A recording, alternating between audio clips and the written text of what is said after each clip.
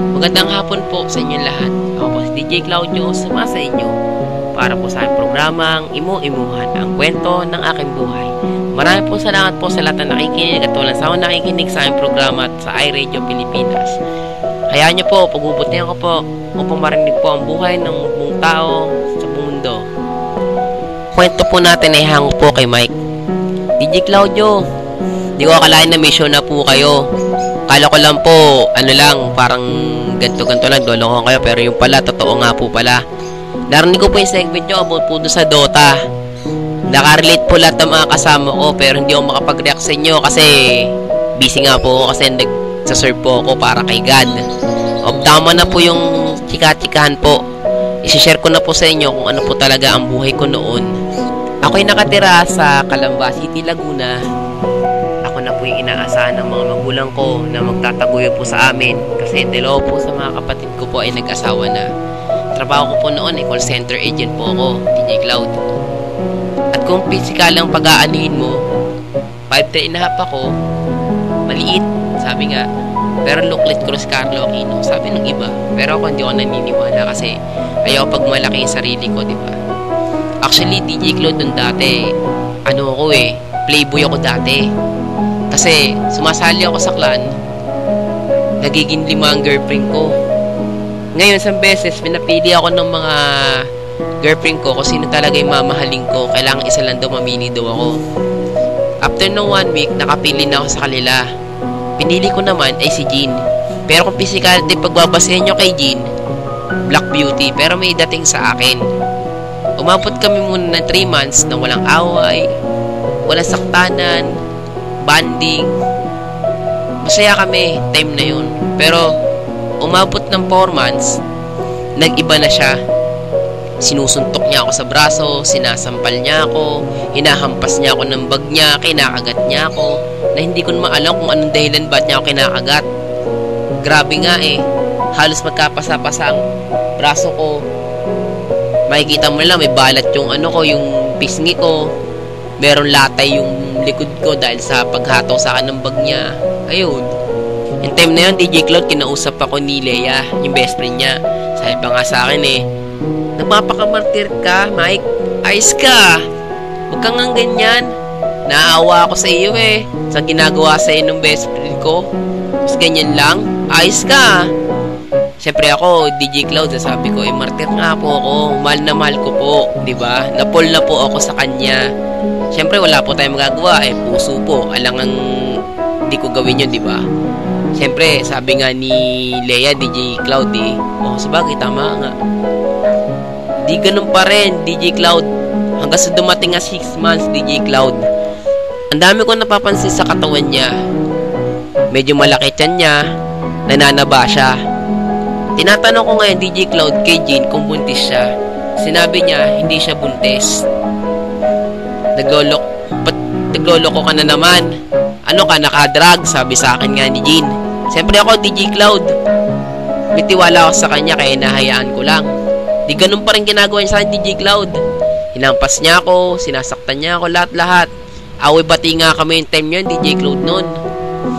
Hanggang dumating, DJ Cloud, ng 8 months, napansin ko lalo ang tiyan niya, DJ Cloud, dumalaki. Tapos tumataba siya. Tinanong ko ulit kay Jean kung buntis siya. Sabi niya sa akin, DJ Cloud, ang kulit mo, hindi ako buntis. Subumbagin kita dyan, sabi sa akin. Ngayon, DJ Cloud, tiwala talaga ako, tiwala ako sa kanya. Hanggang sa gumimbal na sa akin ang balitang sinabi sa akin ng best friend niya. Sabi nga sa akin Mike, layo mo na yung girlfriend mo. Yung girlfriend mo kasi buntis. Siyempre ako, DJ Cloud, di ako naiiniwanan nung una. Pero nasyak ako. Kasi, di ba sabi ko nga, DJ Cloud, never been touched, never been kissed ko siya. Pero ba't ganun nangyari? Ngayon, DJ Cloud, kinausap ko yung girlfriend ko. Tinanong ko siya, Jean, totoo bang buntis ka? Sabi mo sa akin na totoo. Sabi nga ni Jean, oo, buntis ako. Ano gusto mong gawin ko? Palaglag ko ang bata? Sige, gagawin ko. Sabi nga ni Jean, DJ Cloud, sabi ko naman, wag mo nga palaglag yung bata. Kasalanan sa Diyos yan O sige, akuin ko na lang yung bata para lang sa ganyan. Parang di mo lang palaglagi bata, aakuin ko na lang.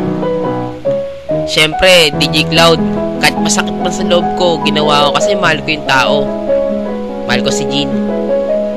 Tapos nun, dumating yung sa linggo, bigla na nag-iipang hangin. Sinabi niya sa akin ni Jean na huwag ko rin supportan ng bata kasi naawa na rin siya sa akin. But in the first place talaga, DJ Cloud, kasi mo naawa siya sa akin, nasasaktan na ako at nagagalit kasi bakit niya ginawa niya sa akin yung ganung bagay, wala naman akong masamang intention sa kanya, wala namang ginawang masama sa kanya at bali. Ginawa niya sa akin yung bagay na yun. Alam mo, napakasakit nun, DJ Cloud. Hanggang DJ Cloud, umabot sa 1 buwan, yan, nagiinom ako, DJ Cloud. Ang iniinom pa nga namin, DJ Cloud, 4 Cantos nun.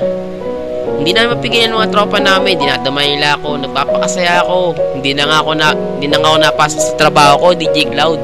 Nang dahilan doon, nagiinom, inom kami noon. Patapos nga, DJ Cloud, 1 buwan. Hindi ko akalain, nag-take ako ng drugs noon. Sa pag-take ko ng drugs noon, DJ Cloud, ang buong mundo ko, lalong sumasaya, umiikot ang mundo ko sa puro kaligayahan lamang na walang problema.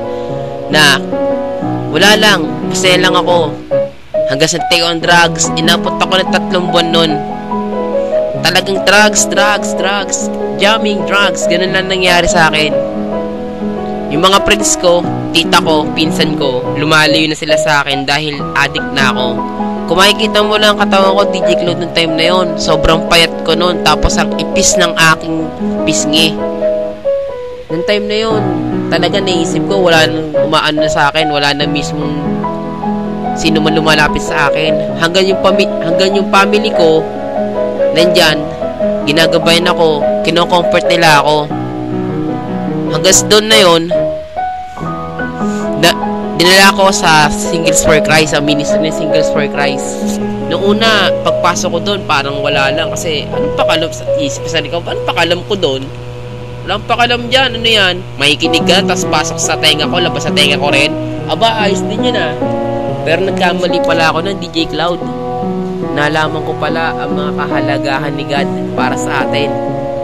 Sabi pa nga no speaker nun, na hindi sa lahat ng bagay, lahat ng pagkakamali mo, sisisi mo lagi sarili mo. Hindi. Si God lagi nandyan sa tabi mo. Kahit anong mangyari sa buhay mo, nandyan pa rin si God. Umaalalay pa rin sa'yo. Kahit di mo siya nakikita, umaalalay pa rin siya sa'yo. Gumagabay siya sa'yo. Siyempre, DJ Cloud, yung time na yun, habang nakikinig ako ng bawat talks sila, napapaluha na lang ako. Siguro nga, tama nga sila. Ba't ko pa inano ang buhay ko? Sinasayang ang buhay ko kung may katotohanan din nung pala mangyayari ngayon sa buhay ko.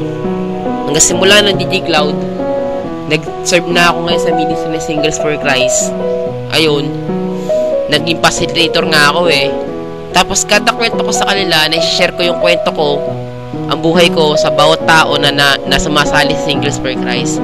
Agad silang humahanga sa akin kasi kahit ganun na nangyari sa buhay ko, pamilya ko pa rin ang lalapitan ko at si God nandiyan pa rin. Nandiyan pa rin siya para gabayan ako, hipuin niya ako sa maling landas na binili ko. Hanggang yun, nagsaserve pa rin ako DJ Cloud. Ngayon nga, naging team head na ako ngayon at hineshare ko pa rin sa kanila ang buhay ko nangyari noon. Sana DJ Cloud at pati po sa mga nakikinig, sana po magbigay aral po sa inyo, lalo na po sa mga kabataan at sa mga tao na nalulungkot sa droga, na hindi sa lahat ng bagay, kahit nalulung ka na sa droga, hanggang doon ka na lang. Hihipuin ka pa rin ni God. Gagabayan ka palagi ni God. Kahit malinlandas ang pinili mo, itutuwid niya yun para sa'yo. At pati rin ng magulang mo, nandyan sila para gabayan ka at para sandalan ka sa mga problema mo. Huwag kang mahiya sa kanila. I-share mo lang kung anong problema mo at magulang mo makakatulong sa'yo. Ito nga lagi sinasabi eh, walang makakatulong sa'yo kundi pamilya mo rin.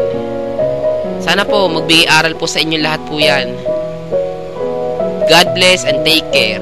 This is coming away by the letter sender Mark of Calamba City, Laguna.